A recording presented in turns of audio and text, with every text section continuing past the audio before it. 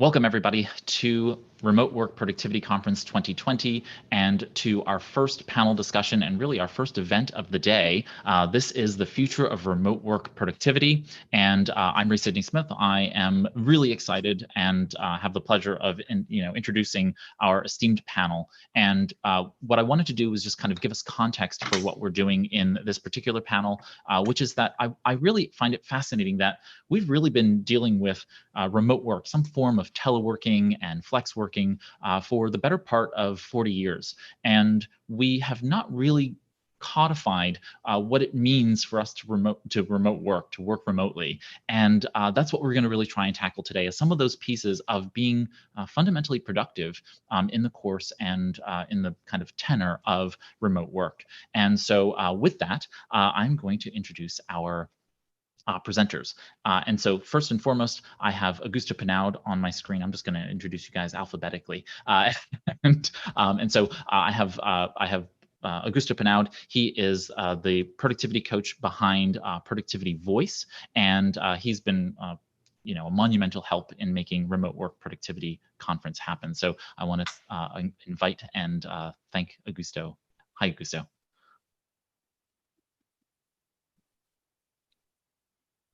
I cannot hear you yet. You have to mute him. Oh, have I got you muted too? There we go. Yes. So because I have everyone muted, I think you have to just stay off mute. Otherwise, I have to keep unmuting you. I think that might be a thing. Yeah. Okay. That will work. We will need to sign a signal for the unmuting me.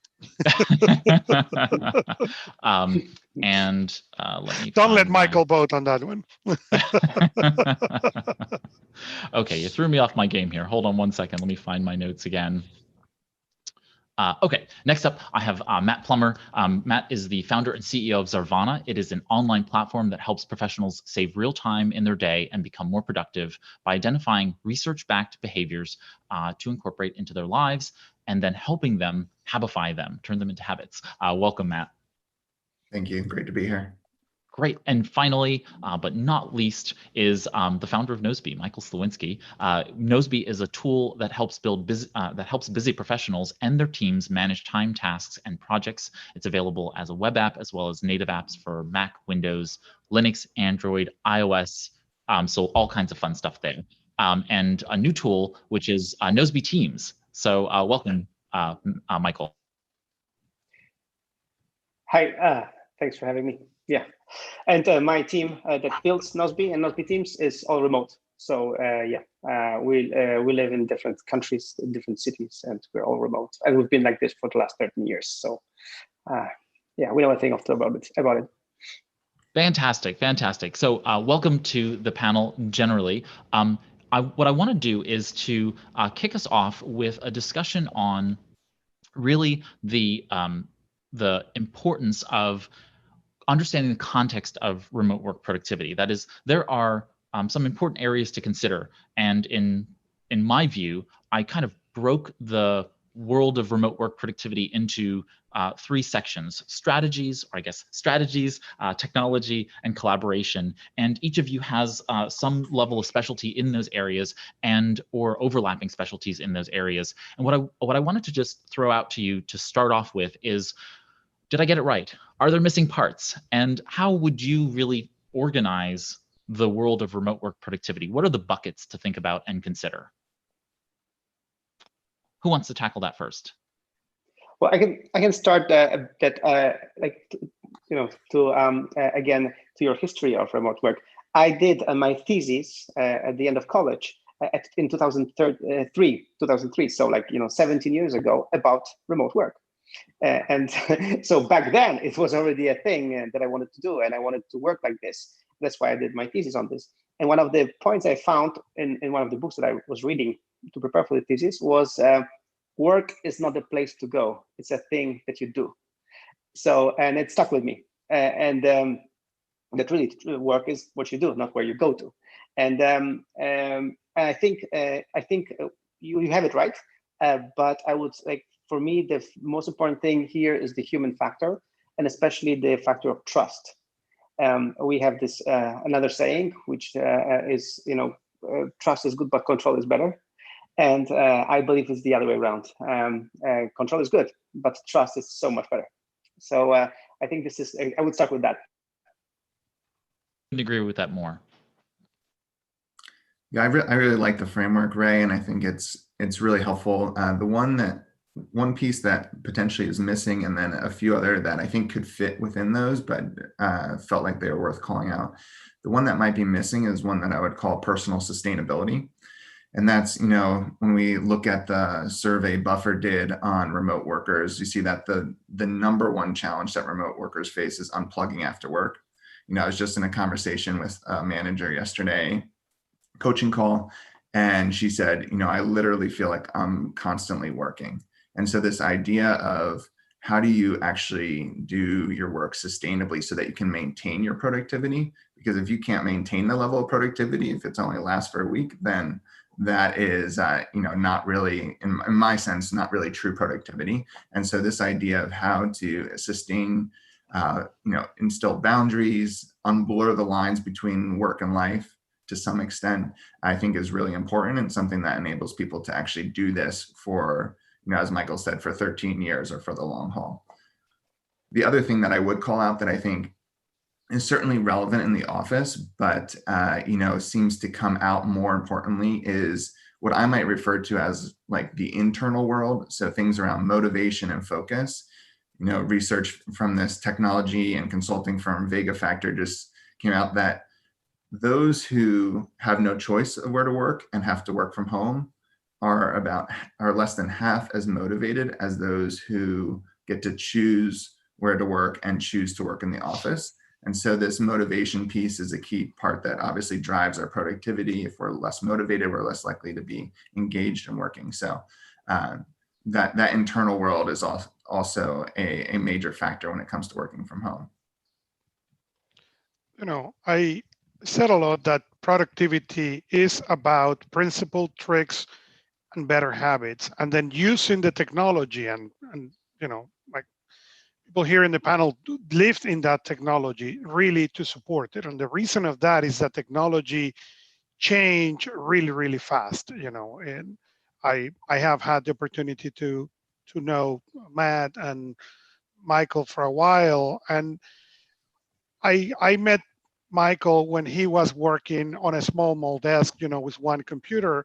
And if we look from where the technology has taken us from that moment to now, where really simple things as this panel is possible, we understand that it moves really, really fast, not to focus on the other elements, the principle, the tricks, and the better habits. So I think the framework is correct. The strategies will give us those things, and I agree also with what Michael said about, the trust is the number one, and the control then helps to make that trust go even farther.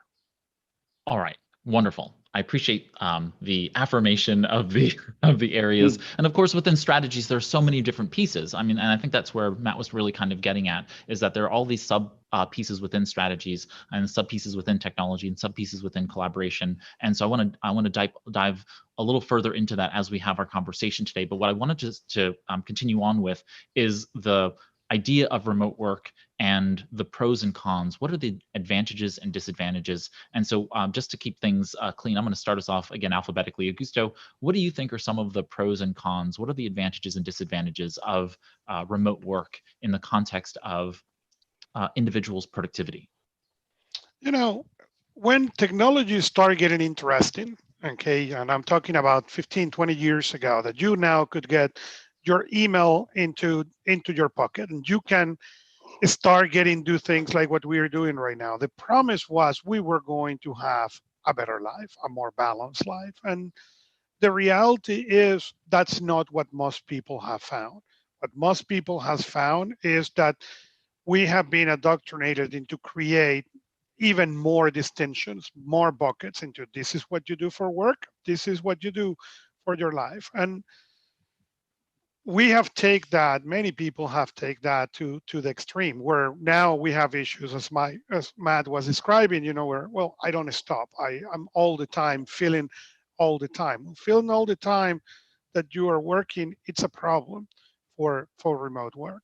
Remote work, it's really, really awesome when you are able to make no distinction between work and play and what you do, so you don't feel that. If you are those personalities who need that clear distinction, then remote work may not be. It doesn't matter if we're talking about flex work or co-working spaces or anything. The moment you can take that with you, you have the opportunity to work 24/7.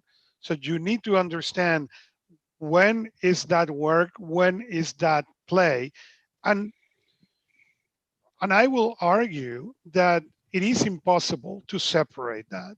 Okay? Even that people who try to say, no, I want work and then I want a bucket for life and I want a bucket for this. The problem with that is then we start missing on some of our responsibilities. And as I believe, the problem when you start ignoring your responsibilities is like having a tickling bomb next to you and hoping that that thing is not going to explode. And hoping as a strategy has never proven the history to be a good strategy. Matt? Yeah, I think some of the obvious benefits of remote work, one is you don't have to commute. And so, there's one study done of probably one of the largest scale studies on remote work, experimental studies with a company in China. And they found that those who worked from home were 13% more productive than those who were working in the office. But, a major portion of that was just that they didn't have to commute, which, as you can imagine, in major cities, particularly in China, where there's a lot of traffic, that's a huge both time savings and also just stress savings. So that's a very obvious discrete benefit. The other benefit is the flexibility. And so someone, for example, that I'm coaching now has said, I've realized that I actually like to get up early, do some work, and then take a break in the middle of the day. And then I'll work a little bit later into the night. And he was concerned. He's like, I don't know what's going to happen when we go back to the office, because I don't think I can maintain that. And so the flexibility to design your work day, or even to that extent, your work week, around your schedule, around when you feel most energized, when you feel most engaged with work, and to insert, as Augusto was alluding to, insert life or personal responsibilities into that when it makes sense, whether that's doing something related to the family or going outside and exercising in the middle of the day. But the flexibility to design your work day in a way that makes sense for you versus in a way that's been prescribed to you as the only way to do it is certainly a added benefit. Michael? Yeah, so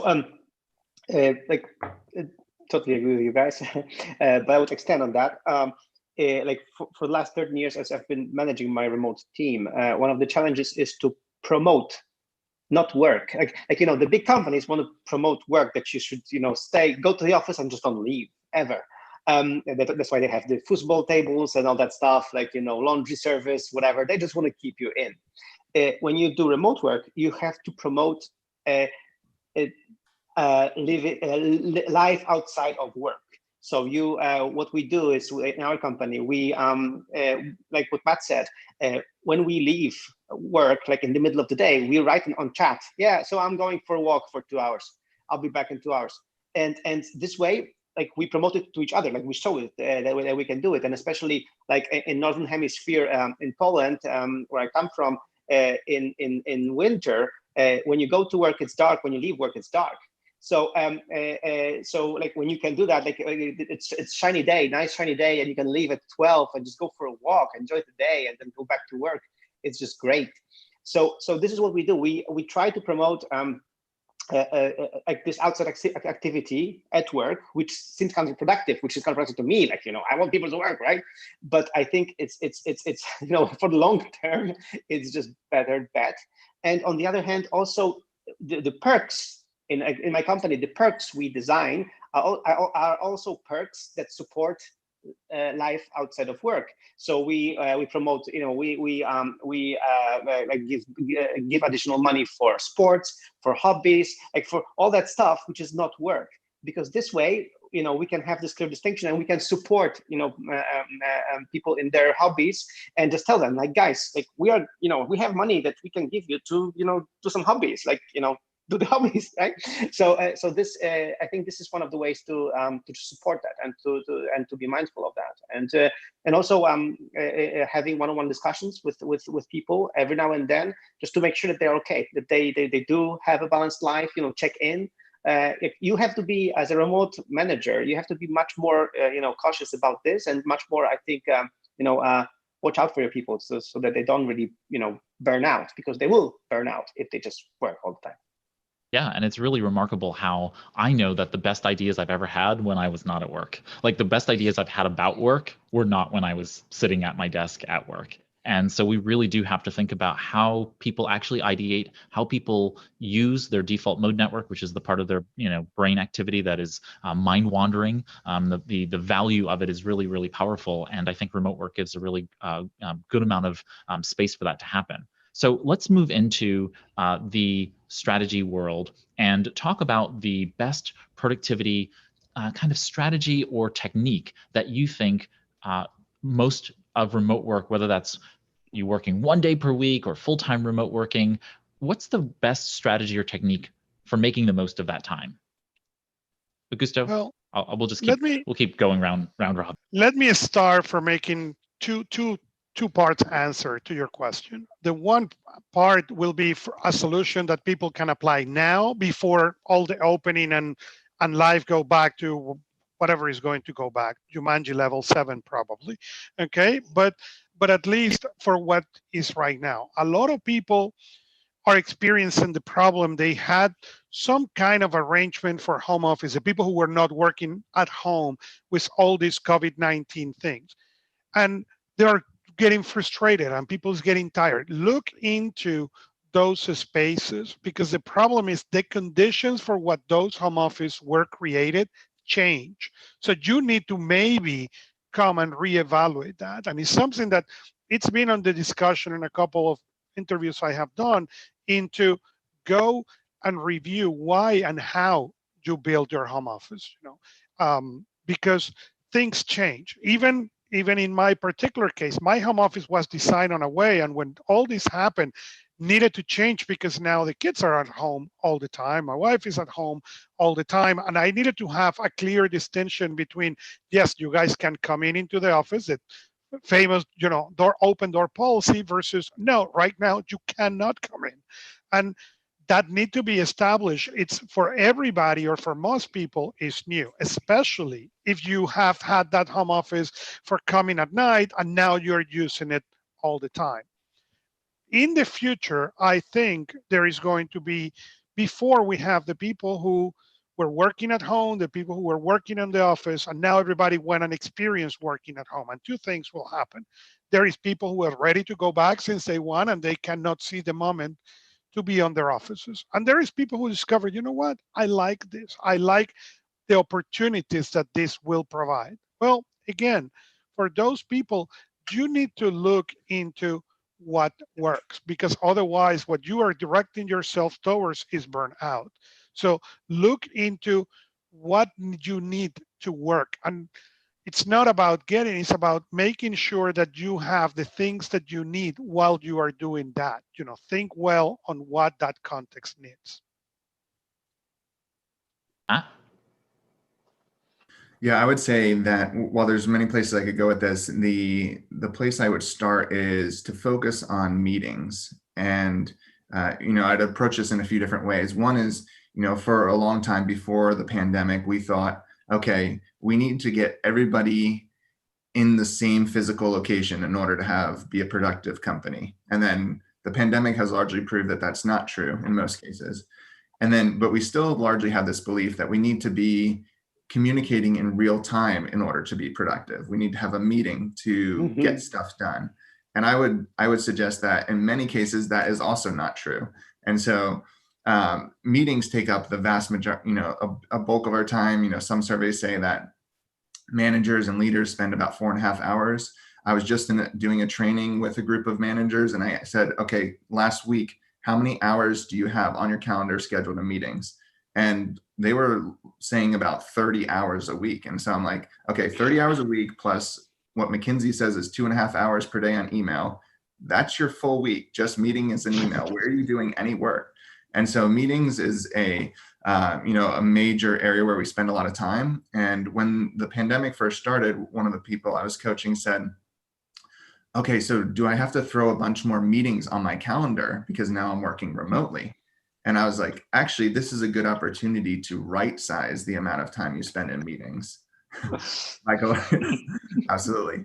And so, there's a lot of strategies that I would say, that we don't have time to get into here, but the one I would say that I recommend as a starting point is to do what I would call a calendar audit, and this kind of is inspired by, Bill Gates and Steve Ballmer used to swap calendars and review each other's calendars and say, okay, why did you spend time there? Did you really need to go there? And that type of thing. And so what I say is, schedule time every Thursday to look at the next week and look at the calendar in the calendar of meetings that you have coming up, and aggressively look to cut meetings, postpone meetings, or shorten meetings. And because if you can get that time down, then that will free up time to do the deep thinking work, the important work that you are actually probably being paid to do. And so I would look there, probably first as an opportunity to be highly productive during this remote work time. Michael, what's the best productivity strategy or technique to offer? So about the meetings, like if you go to Nosby blog, there is recording of my last webinar where I was actually talking about that. Because I was talking about how to reduce the number of meetings, like learn, Matt, learn new habits, right? Like it's new habits. The old habit was like everybody, in a conference room. The new habit, stop that. So, and do it differently. Do a meeting that is really needed, needed. So that's one thing. So perfect, Matt, very, very well done. And for me, the second habit that people need to learn is write stuff down. Like really write stuff down. Augusto, I think in one of your books where you mentioned, touch typing, how important it is, how fast typing is. I remember Augusto introduced me to this app on the iPad, so I could learn touch type even on the glass of the iPad. It's called tap typing. It's fantastic. Anyway, the idea of typing more, like, when you have a meeting, write the meeting minutes and put them, publish them for everyone to, and let everyone comment on these. So you get feedback in an asynchronous way from that meeting, because this whole old habit of, because we are all around, so we can just talk to each other. So we just talk, and talk is cheap, but the night later you forget things. And the most important thing about productivity and getting things done is just write things down. And now we should really write things down for the rest of the team, for everyone. Like, we agreed on something, write it down, write it up somewhere that everybody has access to it, preferably write it in a place where people can comment on it. They can get feedback, because it's another way, and I think it's another discovery that people can make, that, this guy from my team, he really knows this and this. I didn't know that he was good in this. It's because you never asked him and you never talked to him about it. But now that when you put it out and he can comment on it, and you can suddenly tap on expertise that you didn't know you had in your team. So writing stuff down, right? And we have, it's 20 freaking 20, like, we have apps for all that, not just, my app, but other apps, like, we have Google Docs, we have, Dropbox Paper, we have Notion, we have so many apps that you can just put stuff there and make it commentable, make it, comment. So I think this is key. Writing stuff more, writing, conclusions from meetings, just writing things down as a written word as the main way to communicate, and meetings and the verbal way as the second part of to communicate.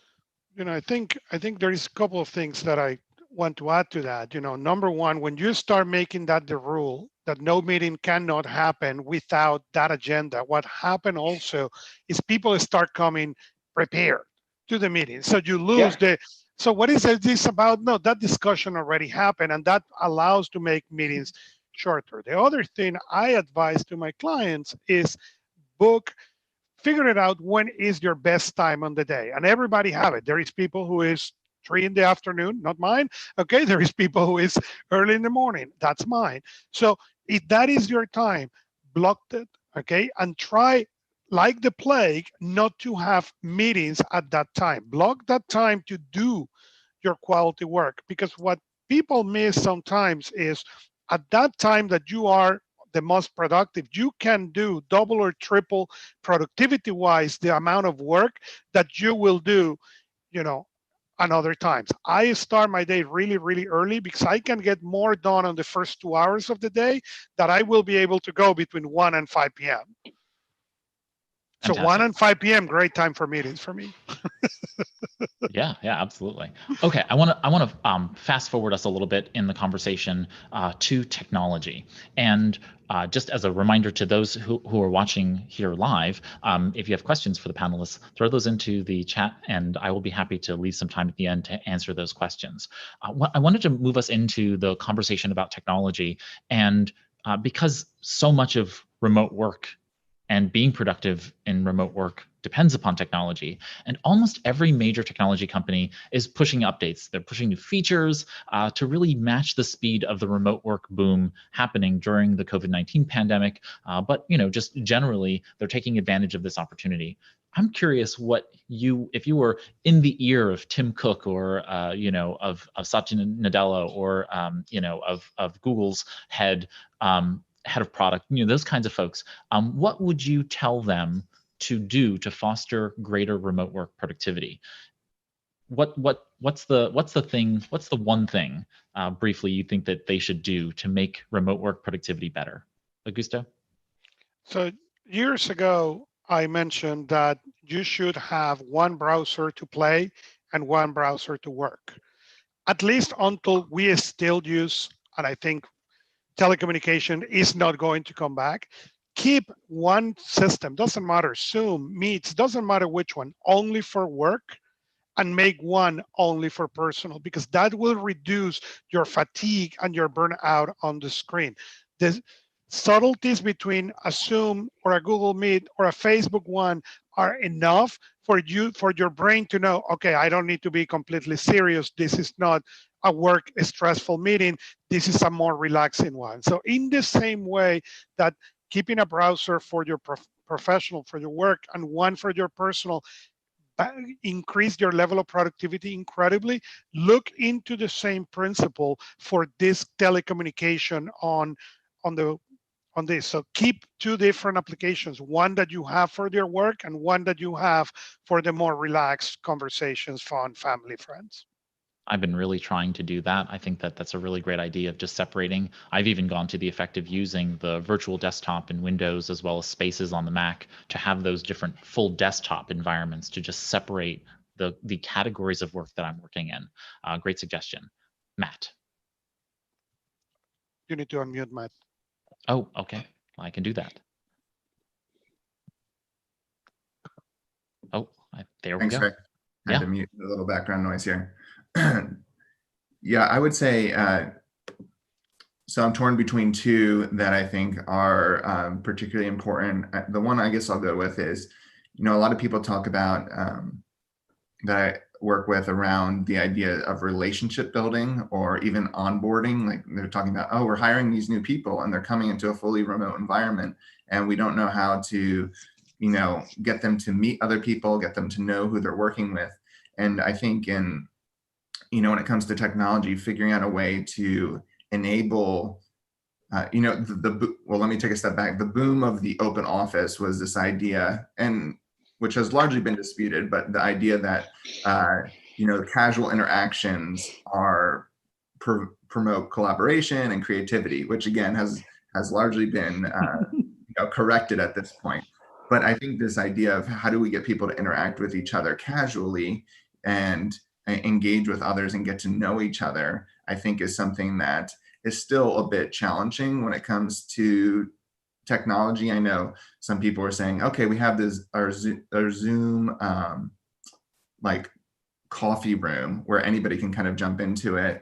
I know, and you've talked about this, Ray, of the Facebook Messenger rooms. And so they're trying to do that but a way to engage people, to show people when you're available so that people can kind of do the drop by, but you can limit that, I think is important to still enabling people to cultivate relationships and build relationship quality. Michael talked about trust up front.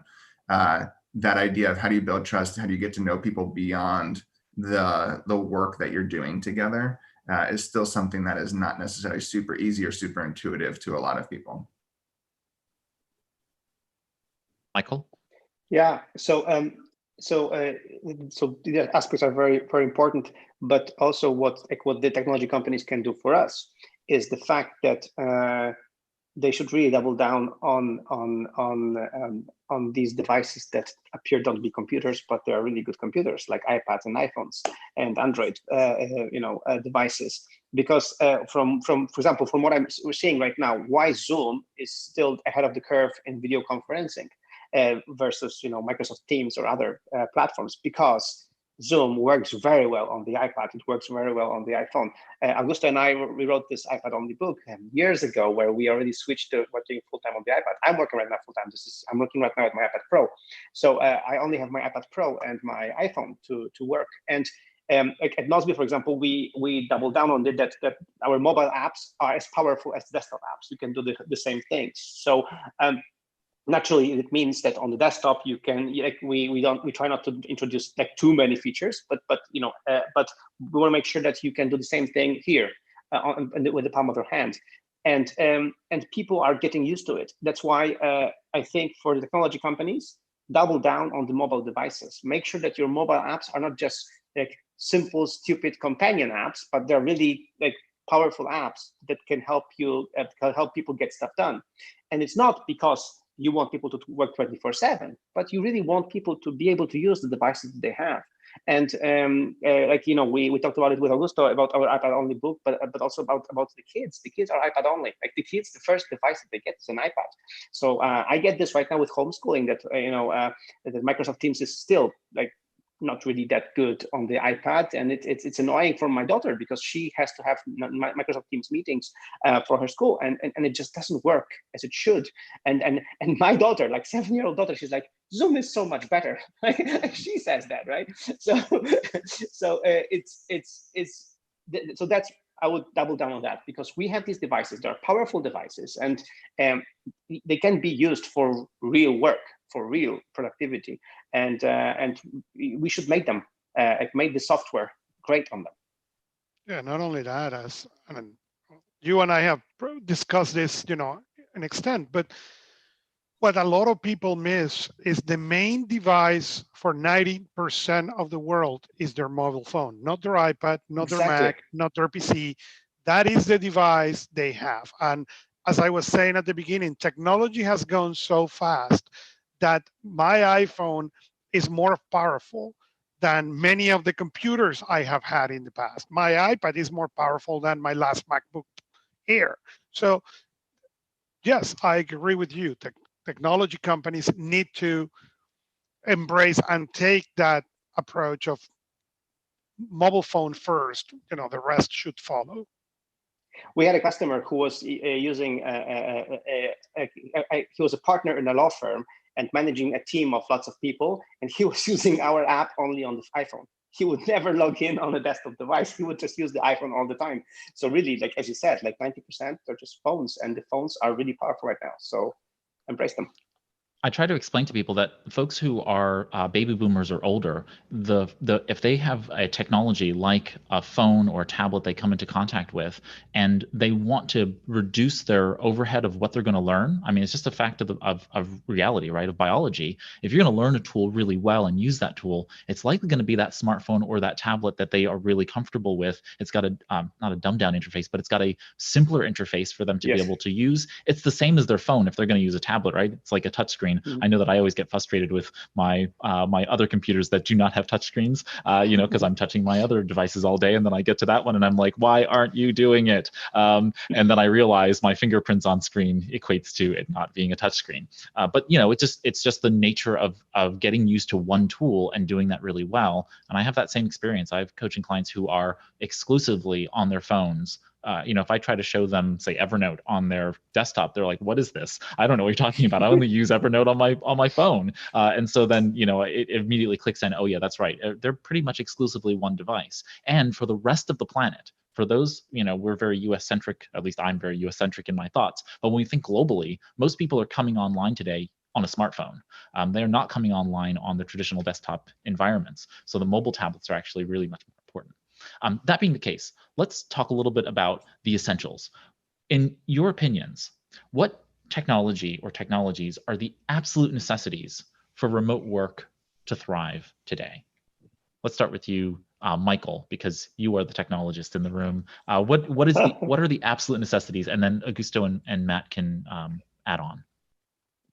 Well, let's start with something really obvious and really that proved to be a problem.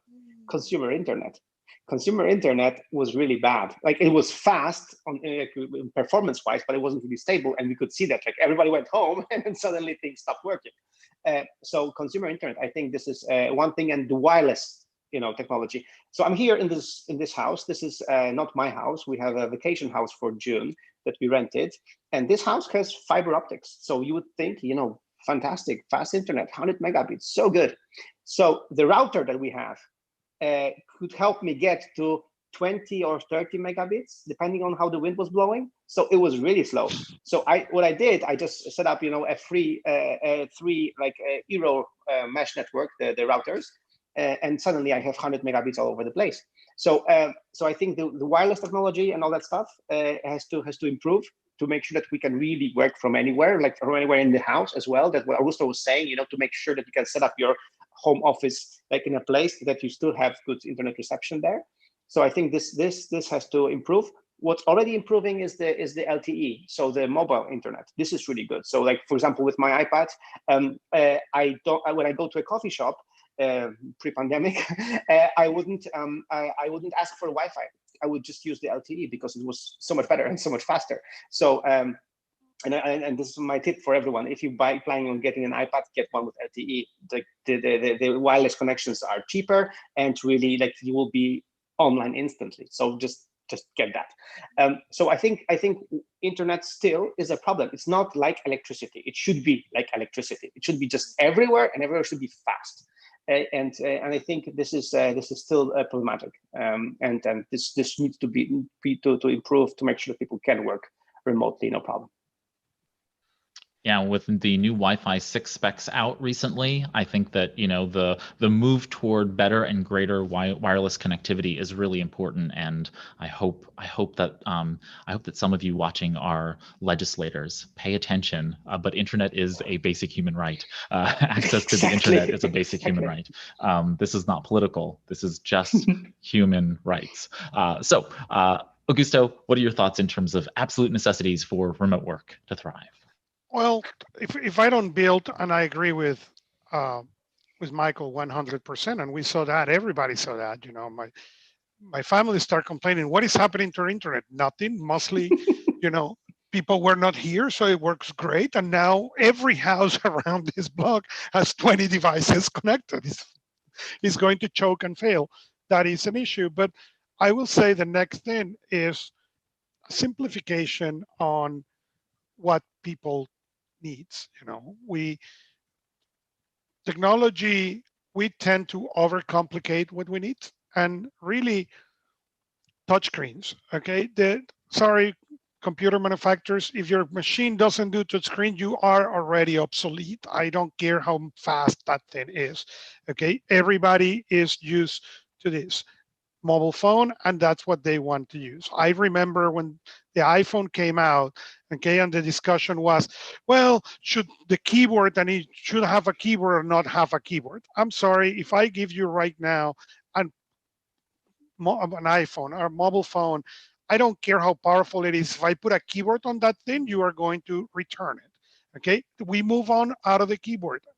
Understand the same thing is happening with everything else. So we need the manufacturers to really move to the 2020, and the technology companies to move to the 2020. And again, understand, this is the main device to most of your consumers, not their iPad, not their computers.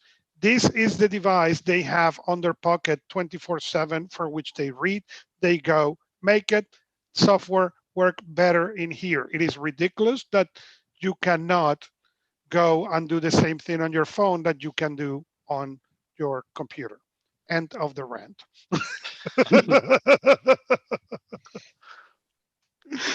And I think I just gave you Matt.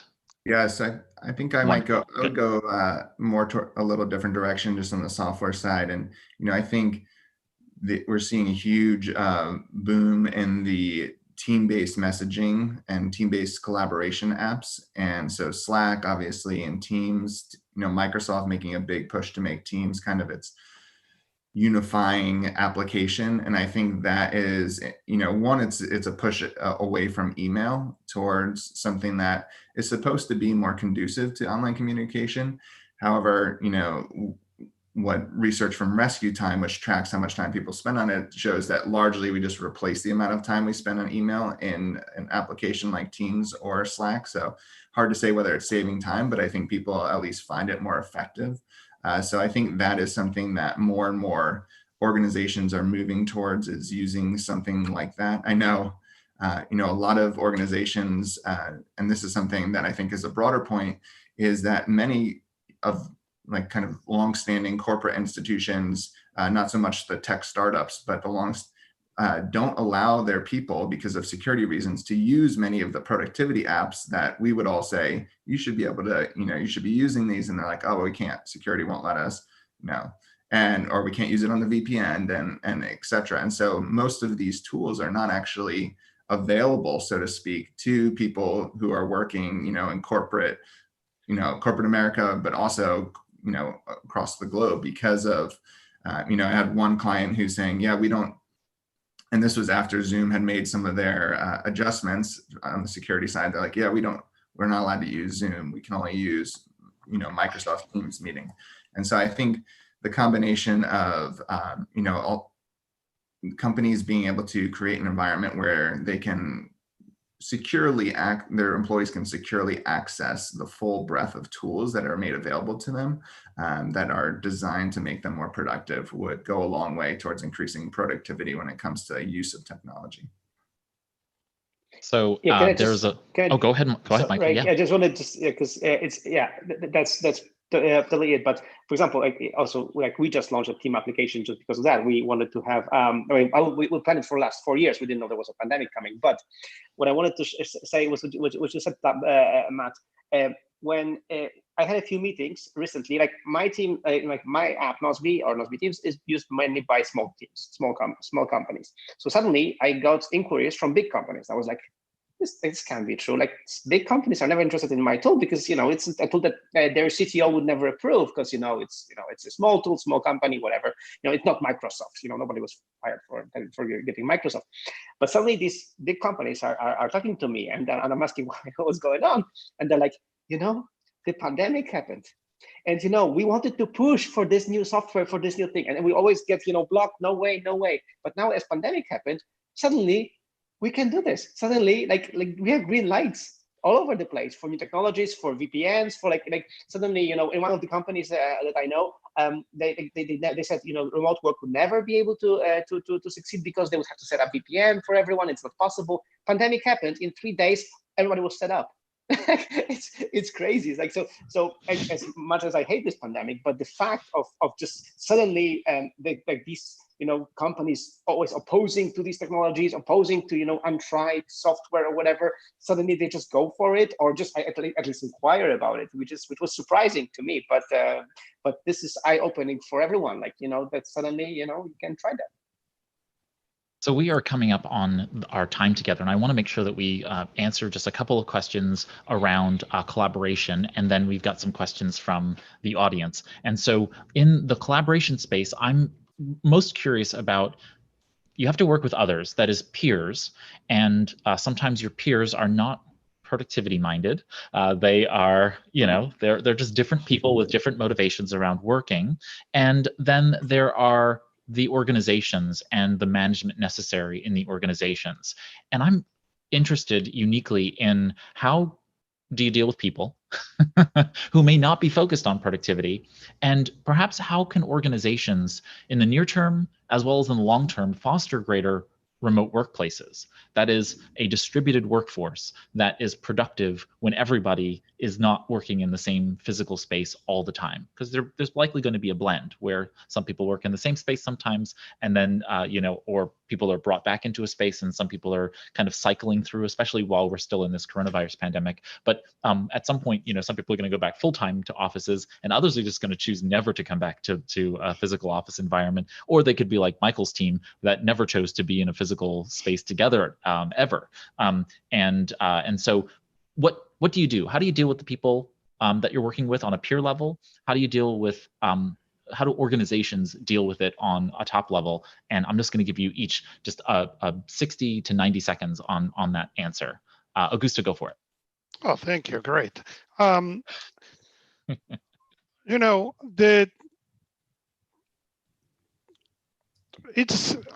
try to, when I work with clients on this topic, I told them, you need to think that the other person speaks a different language than you. Okay. And it is not about productivity. It happened the same thing if you go into a meeting with your CTO, your CFO, and your operations guy. Okay, they may be incredible people, but the three of them speak completely different languages. They care about different things. Their indicators are completely different. So you need to, as the leader, look at this as how can you find that common language, how you can translate that in a way that everybody can understand it, and how, as a leader, again, you can work into the different styles. There is people who will never prepare to a meeting, nothing you can do about it. Great, then how can you provide information so they can read and on the time they have, so they can come with some information at hand. And there is other people who will spend hours preparing. Great. Identify as the leader how people work and what is that common denominator language that you can use. Fantastic. Thank you. Matt. So I might tackle this from the organizational side. And what I would say is that it's really important. And I think one of the questions or comments in the chat gets to this, for organizations to define and create explicit guidelines around online communication and meetings. So, as one survey recently came out that said that 66% of the organizations surveyed are using both Slack and Teams. Now, if they're using Slack and Teams and they're using email and potentially, other messaging applications using text messages, that there's all these communication platforms that we're using, and people are getting pinged on all these different platforms all the time. And it's unclear which platform should I use for what. If I don't hear from someone on this, should I just keep going down the chain of different communication platforms until finally they respond? So there's a lot of redundancy and confusion, or at least inefficiency around what platform should I use to communicate which things. And I think it would be helpful for companies to articulate and make that clearer to their employees. And you can do this at the team level as well, but say, okay, we're going to use this for this, and we're going to use this for that. If they don't respond here, here's the expected response time for that platform. If you email someone, you shouldn't expect a response for at least an hour, or whatever it might be. But making that explicit. Same thing around meetings. Augusto was saying how he block off time when you're most productive. That can be challenging to do if everyone else in the organization isn't respecting that time blocks. I have, many of the people I talk to say, yeah, I block time, but people just schedule right over it. If I put DNS, which mean, do not schedule, people just assume, okay, I'm going to schedule over that because that's time when they're free. And so creating a culture and some guidelines around, okay, on Thursdays, we're not going to do meetings, or we're not going to do meetings before 10 a.m. And obviously there can be exceptions to those guidelines, but at least creating some standards that set a baseline of, one, clarity, but also productivity that can be used across the organization. Yeah, I want to build on that. Very, very, very cool. So one of the we get back to meetings, because meetings is one of the like the main points here. But yeah, so when people were asking me, I was doing my webinar about meetings, about how we do meetings. One of the things I say, if there is no agenda, there is no meeting. You just cancel the meeting because there's no agenda. So this way, people are forced to think about the meeting before the meeting to really have an agenda. In my company, if there's no agenda and the agenda is not prepared, so there are no documents supporting the agenda, and then everybody has read them, then there is no meeting as well. or things that people haven't read are just not being tackled on the meeting because people should have been prepared. So like this kind of thing. So you as you said, Matt, you have to start teaching this new culture of tackling things differently. What I always say is separate. So even as much as Slack or Microsoft Teams suck for synchronous communication that is pinging, what it does is separates internal communication from email, from external communication. So don't use both. Like you use email for to communicate with the outside world, and inside world, at least use Slack, use Microsoft Teams, use our tool, whatever, but use something like this. And then also, what we also mentioned here today is try to encourage using modern tools for writing stuff up, where you can comment on things, because commenting on things doesn't imply immediate response. It implies that you have to make a thoughtful comment about a paragraph or about a task or about something like this. And this promotes more asynchronous work. So like you go through a document and you comment on some paragraphs, you comment on some things. It doesn't imply that somebody right now has to comment back.